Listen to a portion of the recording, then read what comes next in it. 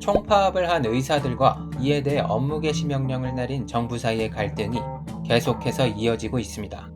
관련 뉴스들이 연이어 나오는 가운데 가장 먼저 드는 의문은 의사들의 파업이 실제로 사법적 처벌의 대상이 될 수 있을지에 대해서입니다.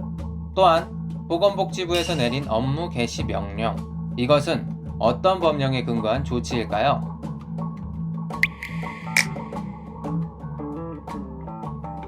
현행 의료법상 진료를 해달라는 환자의 요청이 올 경우 의사는 이를 거절할 수 없습니다.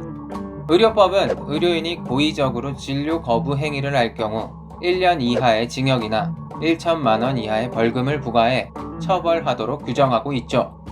형사처벌 외에도 보건복지부 장관은 이를 위반한 의료인의 1년 이내에 자격 정지 처분을 내릴 수 있습니다.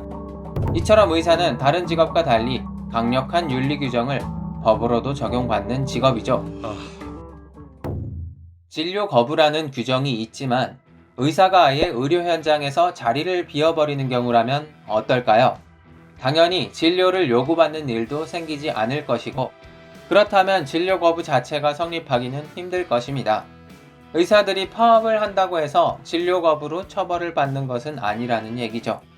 그렇다면 과연 의사들은 어떤 규정으로 인해서 파업의 제한을 받는 걸까요? 이를 살펴보기에 앞서 우선 의료인의 파업이 제한받는 이유는 무엇인지에 대해 알아보겠습니다. 법적으로 의사를 비롯한 의료인은 모두 헌법에 명시된 근로자에 해당됩니다. 따라서 헌법에서 규정하는 단결권, 단체 교섭권, 단체 행동권과 같은 파업에 관련된 근로자의 권리를 보호받을 필요가 있죠. 그렇지만 이러한 권리가 항상 보장되는 것은 아닙니다.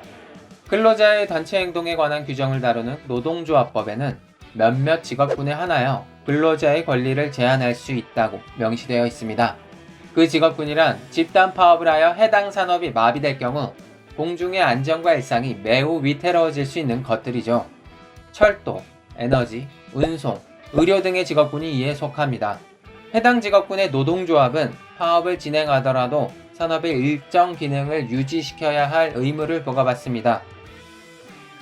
이를 필수 유지 업무라 하는데요. 이러한 의무를 지키지 않고 파업을 진행할 경우 노동조합의 대표자 및 파업에 참가한 근로자는 3년 이하의 징역 또는 3천만 원 이하의 벌금에 처해질 수 있습니다. 이런 필수 유지 업무 제도는 공공의 입장에서야 유익한 제도이겠죠. 하지만 동시에 해당 직종 근로자들에게는 자신들의 권리에 제약을 가하는 불합리한 제도일 것입니다. 그래서 2010년에는 필수유지 업무 제도에 대한 위헌법률 심판 제청이 있었는데요.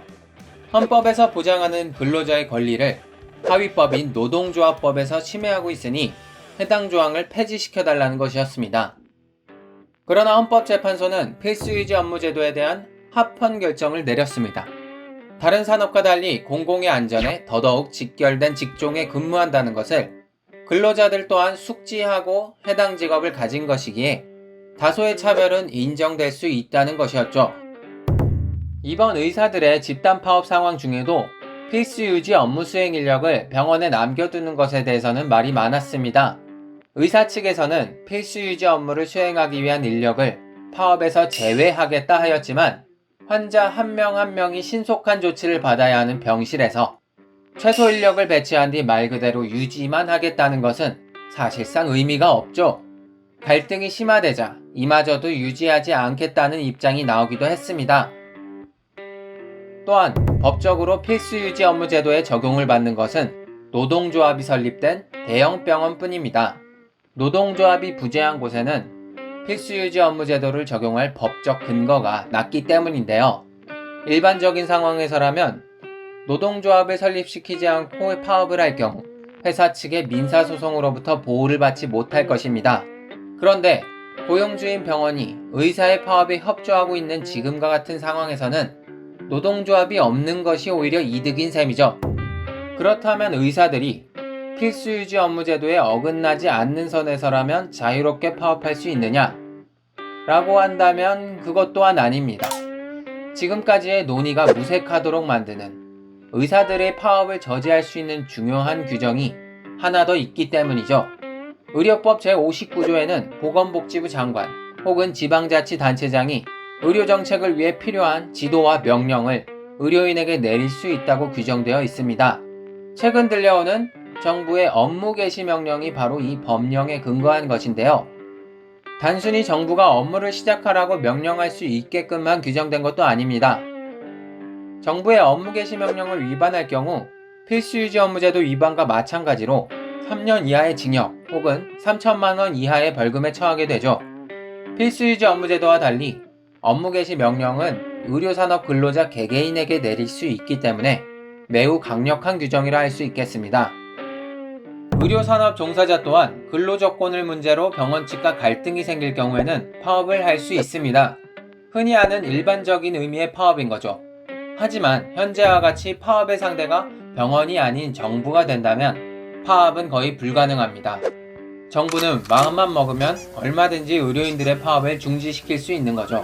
그것이 옳고 그르고를 떠나서 현행법상 의사들은 정부에 대한 저항권을 보장받지 못하는 것이 사실입니다. 그럼에도 불구하고 의사들은 업무 개시 명령을 위반하며 집단 파업을 진행하고 있는데요. 이는 의료 시스템 마비로 인한 사회적 혼란이 매우 치명적이기에 정부 또한 이에 대한 정치적 부담이 만만치 않을 것임을 고려한 것으로 보입니다. 일종의 러시안 룰렛이라고도 할 수 있겠네요. 그런데 정부가 실제로 의사들에 대한 사법 고발을 진행한다 해도 의사들은 불법이 아닌 선에서 다양한 방법으로 파업과 비슷한 행위를 할 수 있을 것입니다. 만약 의사들이 병가를 내고 쉬어버린다면 어떨까요? 꾀병인지 아닌지 의사 보고 의사에게 가서 진단서를 떼오라고 해야 할까요? 이런 방법 외에도 의사 자신이 업무 개시 명령을 통보받지 못하게끔 정부의 전달 수단을 기피해버리는 방법이 있을 것입니다. 이미 여러 의사들이 병원에 사직서를 냈다는 기사가 나오고 있습니다. 아무래도 태업을 하는 것보다는 직을 내려놓는 게 정치적 메시지가 더욱 강력하겠죠. 물론 사직이나 태업을 한다고 해서 업무 개시 명령을 회피한다고 해서 100% 처벌받지 않을 수 있는 것은 아닙니다. 정부의 고발이 진행될 경우 그 판단은 법원에 의해 내려지겠죠. 결론은 이런 문제들이 얽히고 설킨 진흙탕 싸움으로 갈 확률이 높다는 겁니다. 의사와 정부, 어느 한쪽이 양보하거나 타협이 이루어지지 않는다면 말이죠.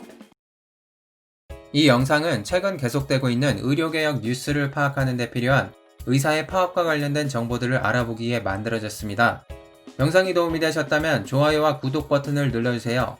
앞으로도 핫한 뉴스 속 유용한 시사 정보를 정리해 올리도록 하겠습니다. 감사합니다.